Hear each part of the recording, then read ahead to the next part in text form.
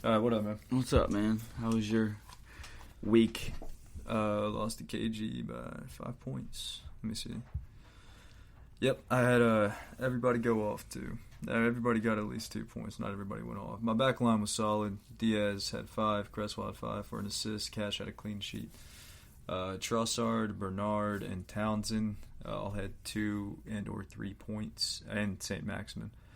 Fernandez came through, had an assist and a goal scored, and 3 bonus points. And then Wilson and Jimenez got a goal and 2 bonus points. Wilson just played 90 minutes. And then if I had fielded Sayas, and here's my thing, dude. That man's got me through 2 games. Like 2 of my 3 wins are because of him. I don't play him. I don't have faith in him, and it's a mental thing for me because I'm like, I got 3 Wolves players in my starting lineup. So about 25% of my team's fate is based on Wolves, Portugal's B team. So I didn't field him. I had Barnes, Gabriel, and Sayas on the bench, and if I played Sayas, I would have won. But wait, you would have tied though, because Sayas had 7. Yeah, but if you take someone off, then you need 7 points. So you would have tied him. See what I'm saying? Oh, true. Yeah. Yeah. But if Fernandez had missed that penalty, you would have won, and you started Sayas. How many points did I lose for Fernandez missing the penalty? If you miss a pen, you get -2. That's horseshit. That's absolute horseshit. He didn't miss it. Yeah, he did. The keeper saved it. No, the keeper came off the line. They called it a foul. That wasn't. You're thinking about the game yesterday against PSG. No, against Newcastle. He got. Oh yeah, he did miss the pen. I was like, are you fucking with me right now? No, man. Okay. I definitely thought he missed that. Okay. Oh, yeah, he missed 2 penalties on the road. Or at least I thought he was going to. But, yeah, just unlucky, really. And then, for me, I had an awful week. I got 28 points. Pope was basically just the one who did everything for me. He got clean sheet, 6 saves, so he got 2 points for that, and then he got the bonus for man of the match. And then I had John McGinn, who got 5 points because he had a clean sheet and assists, but he had -1 because he got a card. And then Chilwell, he got an assist as well, but he had conceded 3 goals and he got a yellow, so he only had 3 points. And then Telles didn't play for me. Van de Beek came on for 14 minutes. Madison came on for 14 minutes. Bale came on for 18. Abraham came on for literally 1 minute. And Van Dijk, obviously, we know what happened to him. He got murdered on the field by Jordan Pickford. So thoughts and prayers out with the Van Dijk family. That's going on. Pickford's highlight reel. Very, very short highlight reel. We know that that loss is going to be devastating. And hopefully Virgil can become resurrected and help Liverpool out in the next season because he's dead. There's memes on Twitter of in black and white, on this day we lost Virgil van Dijk, in memoriam and type stuff. And the thing is, some of those Liverpool fans are legit about that. They are actually so upset about it. Okay, I would be upset too, but to put out they did a petition to get Pickford to have a suspension for the length that Virgil's out, and it's when has that ever been a thing? It's absolutely ridiculous. Who do you think you are? Really? It's so frustrating.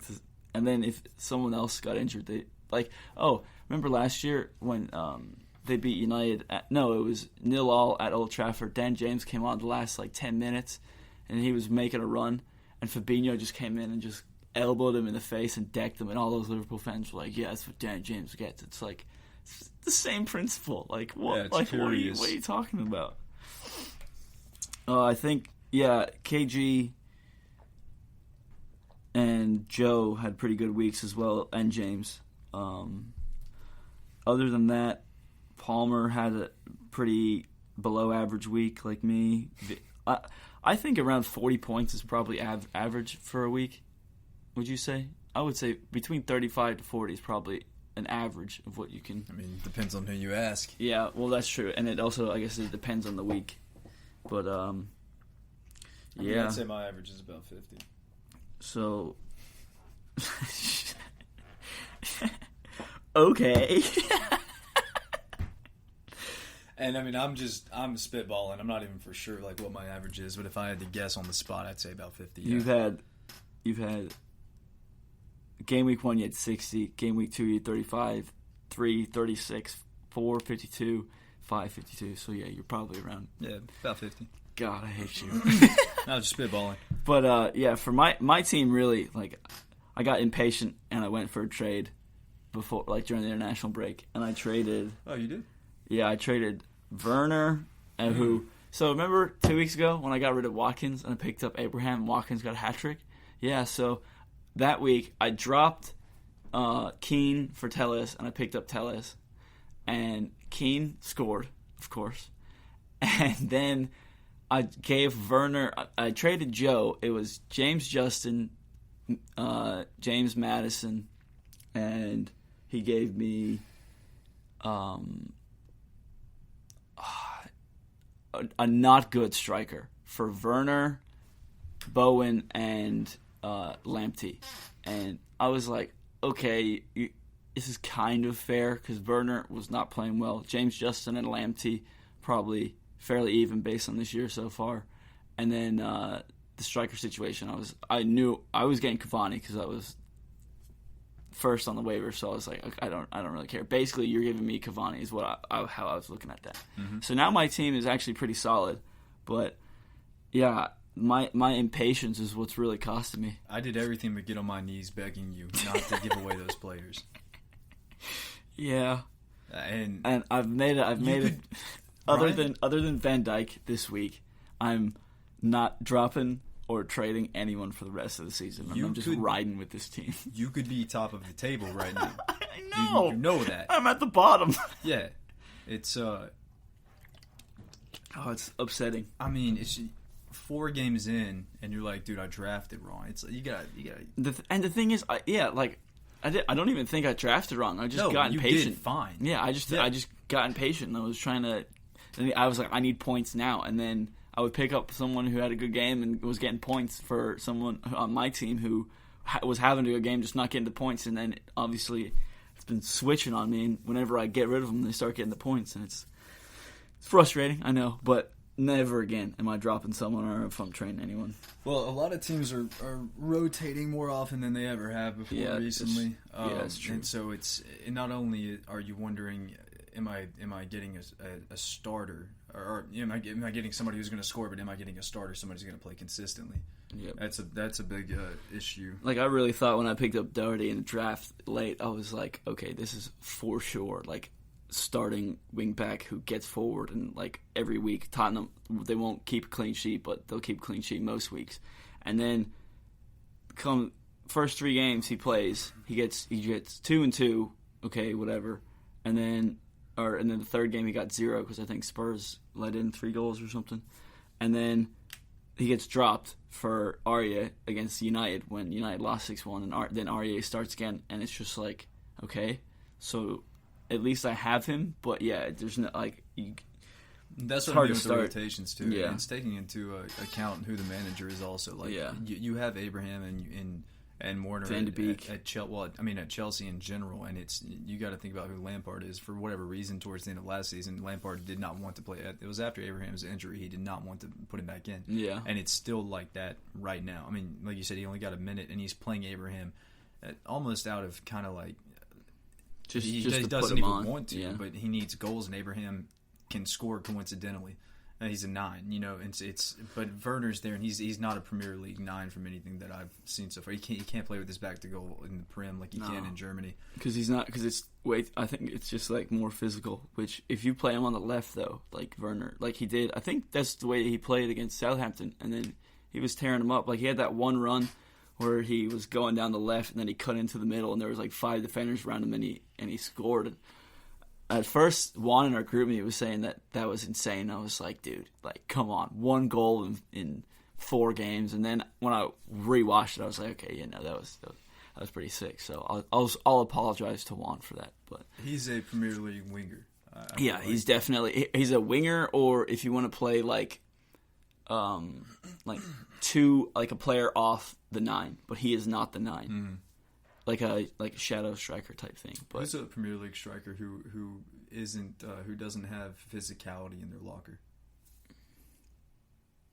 like a proven striker, like a goal scorer every year. A 9 who doesn't have physicality, or who does a good 9 that doesn't have physicality. Right. In the I can't think of one. Yeah, you can't. Wilson has physicality. I mean, in the slightest bit. I'm talking like you couldn't put a You could. Bamford isn't really that physical. Obviously, no, he's in the first few weeks. Yeah, he first, floats. and it's also know how they play for real. I don't know if he's their number 9 or if they just rotate throughout. Yeah, because a lot of their players weave. Yeah, I mean, you can make the point that Martial, because I mean, he got 17 goals last year, which is a solid number for a striker. But in the same vein that Werner's the only way we've seen Werner can score is from the left. Yeah. You got to take into account like the time it takes to adapt to the league. But yeah, I don't think he's also not like big enough. Like usually in Premier League, if you're a 9, like you're the player you're the point man. So they're going to be kicking the ball up to you for you to hold it up. So then the rest of the players come up to you, which is not Werner. So I agree with you. He's more of a winger. But yeah, I'm trying to think right now. Lacazette. I mean, he's decent. But he's kind of physical as well. Exactly. You have to have physicality. Obviously, there's Raul Jimenez, Calvert-Lewin. All of them are physical. So yeah. I guess to be a number 9, you'd have to be able to impose your will if you want. Like Martial was a striker at Monaco. Mm-hmm. He played wing also, but I mean that's where we bought him for a striker from Monaco. Yeah, and he can play a 9, but it's a different dynamic than a true through the spine 9. Yeah. If you're playing Martial at 9, you're doing like that quick passes, like 1-2s. Like you're not playing it up to him for him to hold it up and then passing it off to whoever's making a run. Like the only way you use Martial as like a hold man is when the whole team is already up, not when you're trying to like fast break. You know what I mean? Well, and I feel like also to play a player like Martial at 9, you'd have to have your whole front four would have to have a technical grace that not every Premier League team has in order to run a striker like Martial. Yeah, I agree. It's like what City try to do whenever they have like Aguero or Jesus. I wouldn't say Jesus is that physical. I'd say he's more physical than any other 5'8" striker, 5'9" striker. Okay, that's a fair point. He's stout. Like he's like I feel like he's of the same stature as Connolly. He's just Brazilian. Yeah. Okay. And way more talented. Yeah. But same type kind of get stuck in striker. Yeah. From what I've seen. But then whenever like it's like when City play with like now since Aguero and Jesus were out for a while, they were playing Sterling as the striker. He's kind of physical, but yeah, so he'll lean into you, but he's never going to. But yeah, it's like when your little brother comes over and just like punches you. You just stick out your arm at him. I mean, he's not going to knock. It's like Tuanzebe yesterday against Mbappe, just like backhanded him away. That was sick. It was clean. And Liverpool just. I mean, losing Van Dijk. They already had Alisson missing, which obviously against Villa was a giant loss for them. And then losing Van Dijk again. Do you think Alisson would have saved them against Villa? Some of them I think he would have, but the way that Villa just tore Liverpool open was just insane to me, dude. But it's on the first podcast. I told you Villa's coming for blood. Them and Everton are at the top of the table. Yeah, and Villa's at the top. Of the table. I definitely thought Villa were going to be like a solid team this year. I didn't think that they'd be doing what they're doing right now. I think maybe they might peter off a little bit, but they'll definitely be in like a Europa League-ish run in. I think, but I don't think that they're going to be like title contenders. If they are, I stand corrected. But I think who Everton. Do they fold against? Yeah, but again, when they beat these Liverpool big teams 7-2, and the team right below them could only tie them 2-2. Yeah, but again, these big teams, like we're talking about, like when they played United in the preseason, like they had a preseason. So and that matters. So like in the long run, when United start getting more games in, when City start getting more games in, when Wolves start getting more